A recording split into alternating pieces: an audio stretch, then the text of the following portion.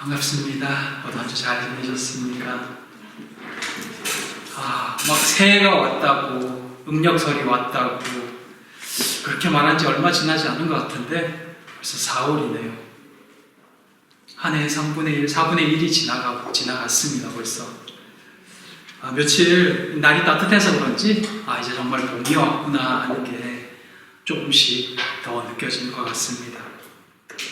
이 좋은 계절에 사랑하는 우리 모든 성도님들 가정 위에 더 감사하고 행복한 일이 넘치기를 축복합니다. 주의 은혜가 사랑하는 모든 평안의 가정 위에 늘 넘치기를 또한 기도합니다. 오늘은 다시 에스라 3장의 말씀으로 함께 은혜를 나누고 싶습니다.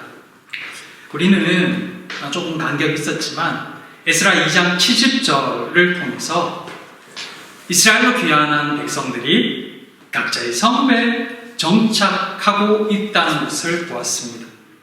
그런데 오늘 본문에서는 그 귀환자들이 일제히 예루살렘 성으로 모여들고 있는 모습을 볼 수 있습니다. 첫째 예배가 먼저입니다. 본문 1절은 이스라엘 자손이 각자의 성읍에 살았더니 일곱째 달에 이르러 일제히 예루살렘에 모였다라고 말합니다. 본문에 이 일제히라는 이 표현은 말 그대로 모두가 일시에 움직여서 예루살렘 성으로 모여들었다는 것을 보여주고 있습니다. 물론 그들이 예루살렘에 모여든 그때는 유대력 7월로서 히브리 민간력으로 보면 1월에 해당하는 사실 종교적으로 매우 중요한 시기이기도 합니다. 마치 설이나 추석에 우리 민족이 대이동을 하듯이 그렇게 이스라엘도 6월절이나 초막절에 절기가 되면 예루살렘 성전으로 모여서 여호와께 번제를 드리곤 했죠. 그런데 우리로 따지면 설날인 7월 첫날에 예루살렘 성으로 모이는 것은 어떻게 보면 당연한 또는 그렇게 특별하지 않는 일로 여겨질 수도 있습니다. 하지만 시대를 생각해 보면 이것은 조금 달라집니다. 왜냐하면 그 전에 절기 때 예루살렘 성으로 모였던 것은 포로기 이전이었기 때문입니다. 이스라엘이 망하기 이전이었다는 거죠. 근데 지금은 시간이 상당히 많이 흘렀습니다. 그리고 지금 이 세대들은 포로기 이전 세대가 아닙니다. 이미 시간으로 따지면 길게 잡으면 한 3세대 정도가 지나가 버려요. 성전 제사가 뭔지도 한 번도 참석해 보지 못한 사람들이 대부분이라는 것입니다. 아주 나이 많은 이들 외에는 말입니다. 성전 제사도 모르고 참석해 본 적도 없고 그때 예루살렘 성으로 모여들어야 된다는 그런 경험 없는 사람들. 더구나 지금은 예루살렘 성전도 없습니다. 그냥 폐허가 된 그 터만 남아있을 뿐입니다. 그런데 그 예루살렘을 향해서 각지에 흩어져서 살고 있던 사람들이 마치 약속이 난 듯이 예루살렘으로 그날에 모여들고 있다는 것은 상당히 놀라운 일이 아닐 수 없는 것입니다. 물론 그들이 성전을 짓기 위해 이 땅으로 왔다고는 하지만 아직 아무것도 없는 그 터에 왜 그렇게 모여들고 있었을까요? 빈 터, 폐허가 된 그곳에. 더구나 그들이 지금 모여든 이유는 성전 짓기 때문이 아니었거든요. 그들이 와서 한 것은 번제단을 만드는 것이었습니다. 그리고 그 외에 아침 저녁으로 번제를 드리는 것이었습니다. 성전도 없는 곳에서 그들은 하나님께 제사 드리기 위해 모여들었던 거죠. 이들이 모여든 이유는 바로 예배 때문이었습니다. 그들은 지금 예배를 드리기 위해서 그날에 그 빈 터로 모여들었던 것입니다. 아마 지금 이때가 그들이 귀환한 지 한 3개월 정도 지났을 때였을 것입니다. 아직 살 집도 지어야 하고 또 그들이 온 목적대로 성전도 지어야 하지만 그러나 그보다 더 중요한 일, 그것은 바로 하나님과의 관계 회복, 바른 관계 회복이 먼저였기에 그들이 모든 일을 제쳐두고 하나님 앞으로 나와 예배를 드리고 있었던 것입니다. 이들이 왜 이렇게 이 제사를 중요하게 여겼을까요? 모든 일을 멈추고 이렇게 하나님께 제사를 드리기 위해 모여든 이유가 무엇이었을까요? 단지 그날이 새날이었기 때문에 그랬을까요? 물론 그 이유도 있었겠죠. 하지만 또 하나는 그들이 그들의 조상의 모습을 통해서 뼈아프게 경험한 그 경험 때문이었습니다. 하나님과의 관계가 바로 되지 않고는 그 어떤 일도 의미가 없고 또 제대로 될 수 없다는 그 경험 말입니다. 그들이 비록 이 성전을 재건하기 위해 왔지만 실제로 이스라엘이 멸망당한 이유는 성전이 없어서가 아니었습니다. 심지어 번제를 드리지 않은 것도 아니었습니다. 마지막까지도 그들은 번제를 드렸습니다. 그들 곁에는 성전도 있었습니다. 그런데도 멸망했습니다. 그 이유는 바로 이스라엘과 하나님과의 관계가 완전히 깨어졌기 때문이었습니다.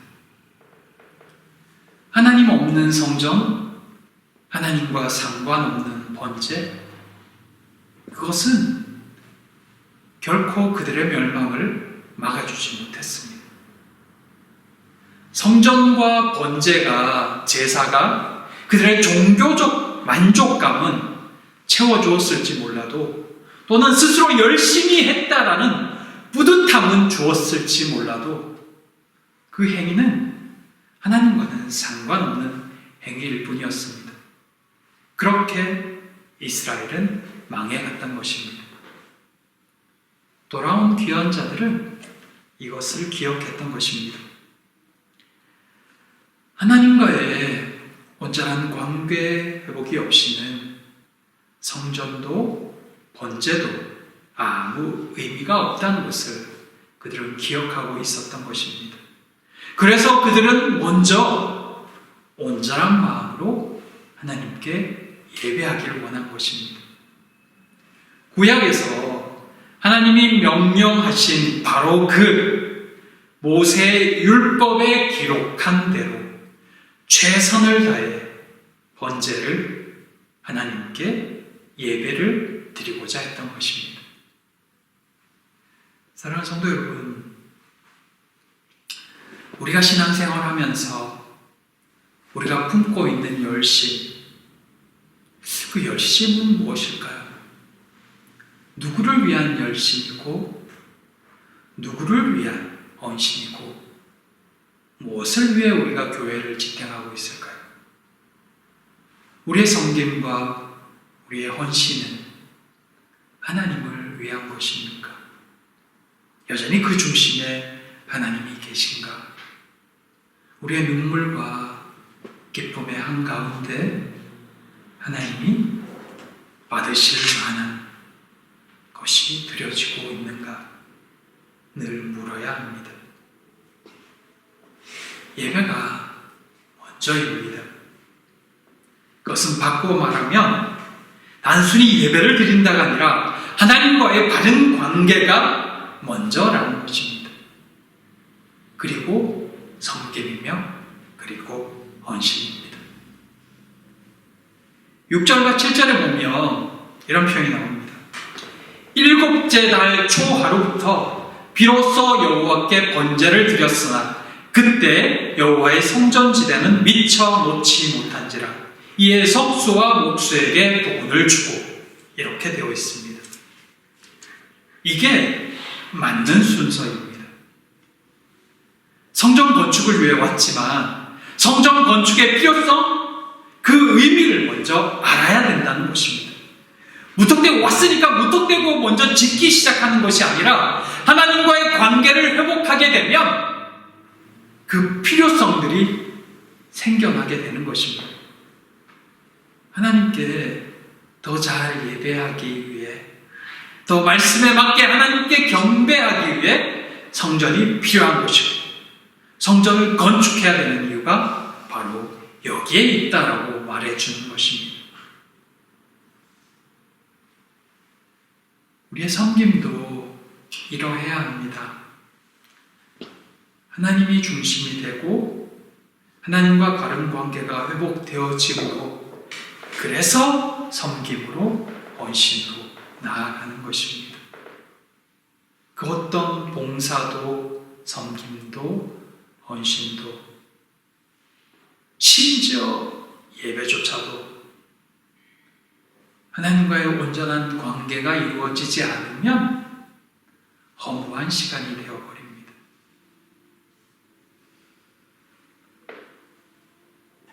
이게 되지 않으면, 이 순서가 바뀌어버리면 문제가 생겨나는 것입니다.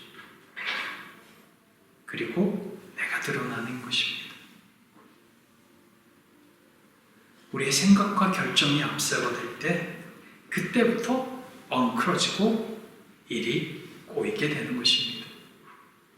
그래서 하나님과의 관계가 먼저이고 예배가 먼저인 것입니다. 우리 모두가 하나님이 찾으시는 참된 예배자가 되기를 소망합니다. 출애굽기 20장 2절 3절에 나는 너를 애굽 땅 종되었던 집에서 인도하여 낸 내 하나님 여호와이니라.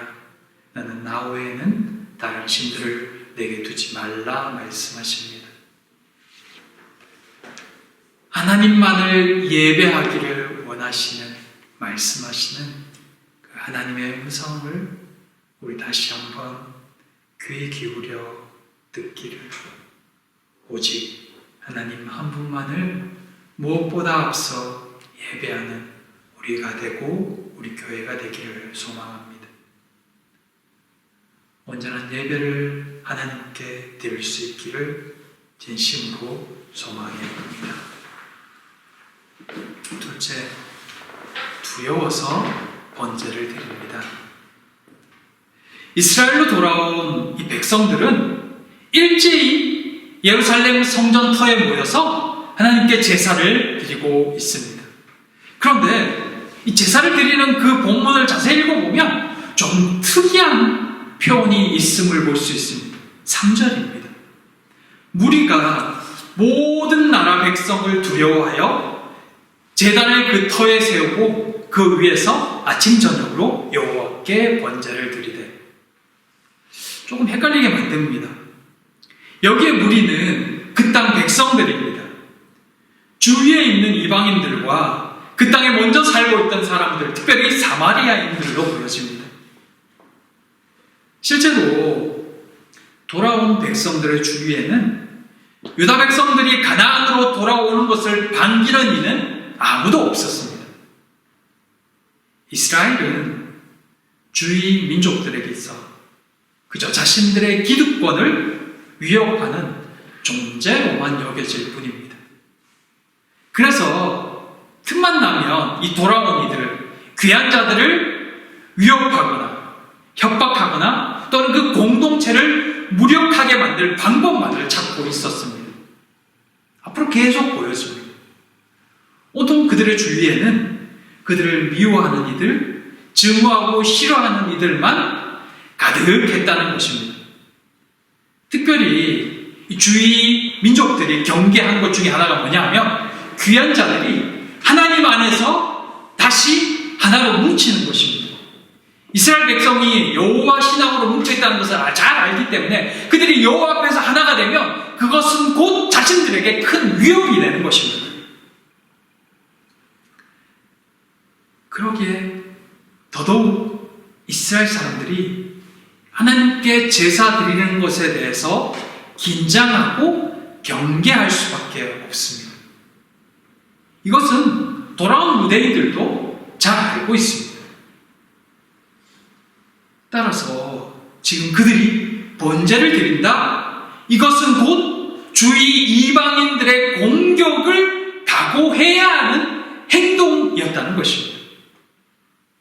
더구나 이스라엘 백성들은 돌아오긴 했지만 여전히 소수이기 때문에 이방인들의 공격을 받는다면 속수무책일 수도 있습니다.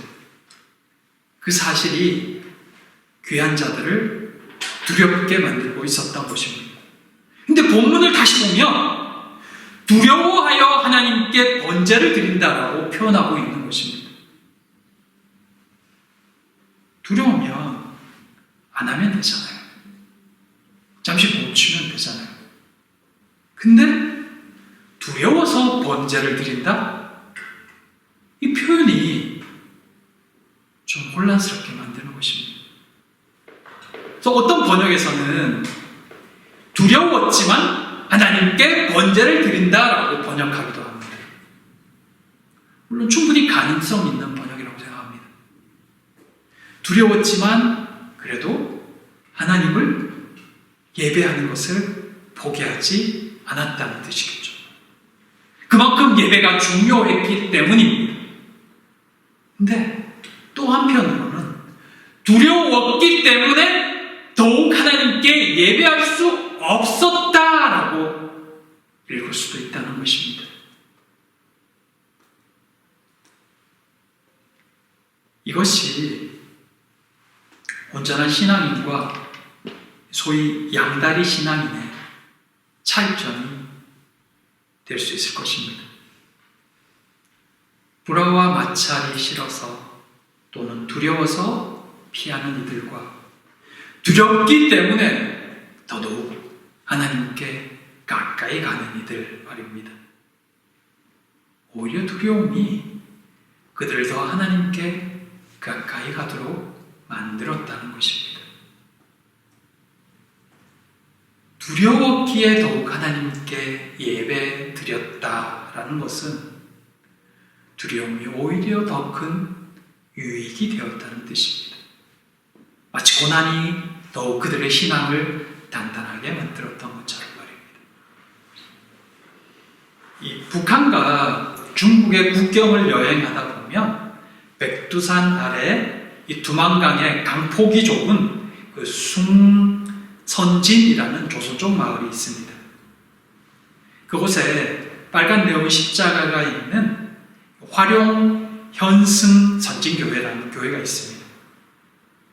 여행자가 그곳을 여행하다가 민박집 주인에게 교회 형편에 대해서 물었더니 그 주인이 이렇게 대답했더랍니다. 목사는 그 연변 화룡시에서 주일 예배만 오는데 일반 사람들은 교회 안 나오고 병신, 모조리, 집안일이 안 풀리는 사람들만 나옵니다. 이렇게 대답했답니다. 그러자 그 주인에게 여행자가 이렇게 말했답니다. 정말 예수 교회네. 사람들은 신앙인들조차도 고통과 고난을 별로 좋아하지 않지만 환난과 어려움을 피하고 싶어 하지만 때로 우리에게 주어지는 시련이 역경이 하나님과 더 가까워지게 만드는 촉매제가 될 수 있다는 것을 우리는 기억해야 합니다. 고통스럽기에, 가난하기에, 힘들고 아프기에 더욱 하나님께로 가까이 갈 수밖에 없는 사람들, 그 사람들이 바로 그리스도인입니다. 힘든 순간에 불평하기도 하지만 고통스러워 하나님을 원망하기도 하지만 그래도 더욱 하나님께 의지하며 예배하며 그분의 도우심을 구하는 것입니다. 우리의 무능함과 연약함을 고백하며 전능하신 하나님께 나아가는 사람, 우리가 연약하다는 것을 인정하며 하나님을 바라보는 사람, 그가 하나님을 믿는 신앙인입니다. 사랑하는 성도 여러분, 저 역시도 정말 쉽지 않은 권유이지만 고통스러울수록, 힘들수록, 두려울수록 더 하나님을 찾는 모두가 되기를 바랍니다. 하나님의 만져주심을 더 강하게, 더 크게 경험하는 기회가 될 것입니다. 바라기는 그런 은혜도 사모할 수 있는 우리 모두가 되었으면 좋겠습니다.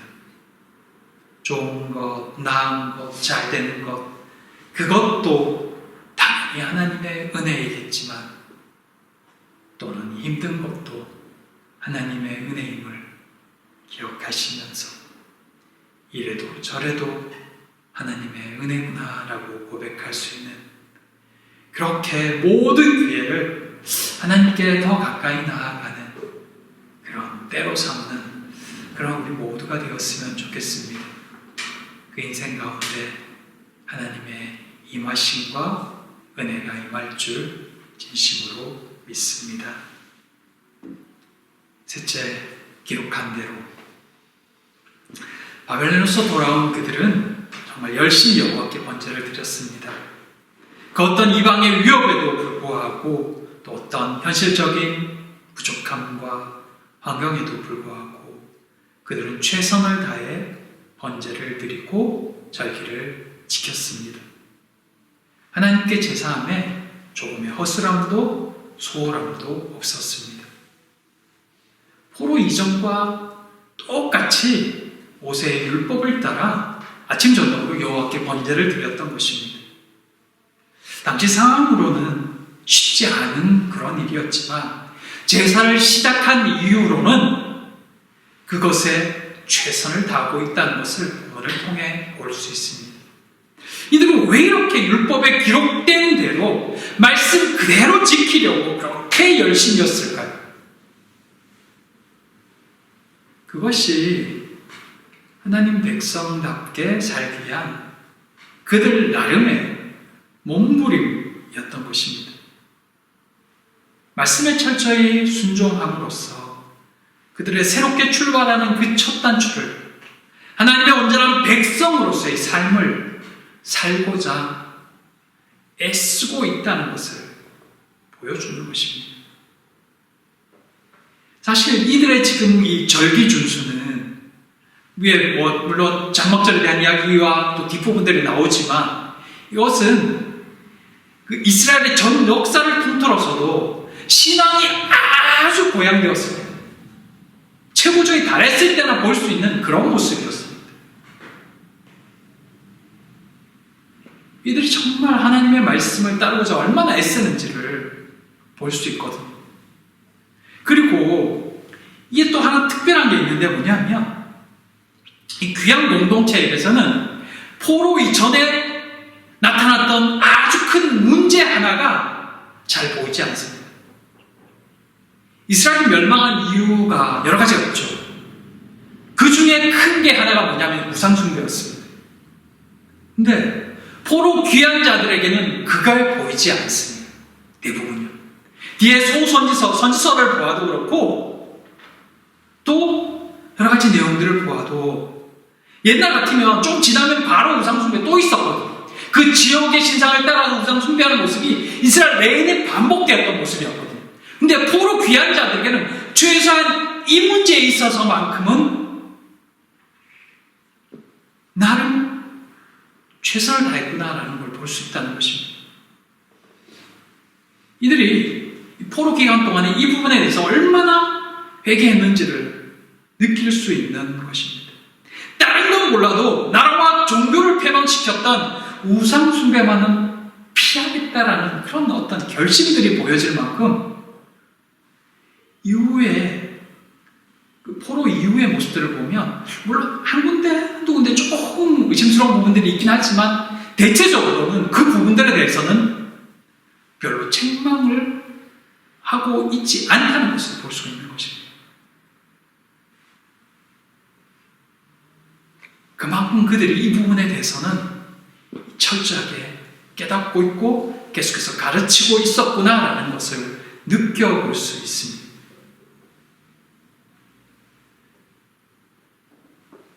사랑하는 성도 여러분, 하나님 말씀대로 살아간다, 하나님 뜻대로 살아간다. 물론 우리는 연약하기 때문에 회개하고 또 범죄하고 또 회개하고 또 범죄하는 반복된 삶을 살기도 하지만, 그럼에도 불구하고 최소한 믿는 자들은 말씀대로 살지 않았을 때 어떤 삶이 우리를 기다리고 있는지를 알고 있는 사람들입니다. 그러기에 이들이 왜 이렇게 말씀의 율법에 철저하게 따르고 있는지를 다시 한번 눈여겨볼 필요가 있습니다. 우리 역시 주님의 말씀을 읽고 듣는 사람들입니다. 그 말씀을 늘 염두에 두고 살아가는 우리 모두가 되었으면 좋겠습니다. 한 말씀 한 말씀 주실 때, 깨닫게 하실 때 그것을 잊지 않으려고 노력하고 몸부림치는 그 노력들이 우리 가운데도 있어야 합니다. 하나님의 말씀을 따르는 것은 잘못된 것이 아니거든요. 나쁜 것도 아니거든요. 우리 삶에 분명한 유익이 있습니다. 말씀을 듣지 않아서, 따르지 않아서 당하는 고통, 그건 우리가 굳이 사서 하지 않아도 되는 고통입니다. 하나님의 말씀을 기억하면서 살아가는 우리 모두가 되었으면 좋겠습니다. 앞으로도 살아갈 날들이 많이 남았습니다. 그 삶 속에서 우리가 기억할 것은 결코 말씀을 떠나지 않겠다는 것, 그리고 하나님이 기뻐하지 않으시는 일은 하지 않겠다는 그 결심을, 또 그 결단을 꼭 할 수 있었으면 좋겠습니다. 그리고 나아가 말씀대로 살아가는 애씀이 있기를, 그렇게 주님 안에서 주님의 은혜를 누리는 그런 우리 공동체 되기를, 그렇게 살아가는 우리 모두가 되기를 진심으로 소망하고 또 기도합니다. 기도하겠습니다. 사랑의 하나님, 오늘 이스라엘 귀한 공동체의 열심을 보았습니다. 그토록 말씀에 예배의 열심인 그들의 모습을 보며 우리에게도 이런 열심이 또 생겨날 수 있기를, 또 뜨거워지기를 소망합니다. 주의 말씀대로 살고자 하는 몸부림이 우리 가운데도 있게 하여 주시옵소서. 예배에 대한 갈망함을 더하여 주시옵소서. 하나님을 예배함이 인생의 목적임을 또 한번 기억하게 하시며, 날마다 예배로 나아오고 하나님을 사모하며 걸어가는 저희가 되게 하여 주시옵소서. 오늘 이 하루도, 이 한 주도 주님 안에서 거하는 저희 모두가 되기를 소망하오며 예수님 이름으로 기도드립니다.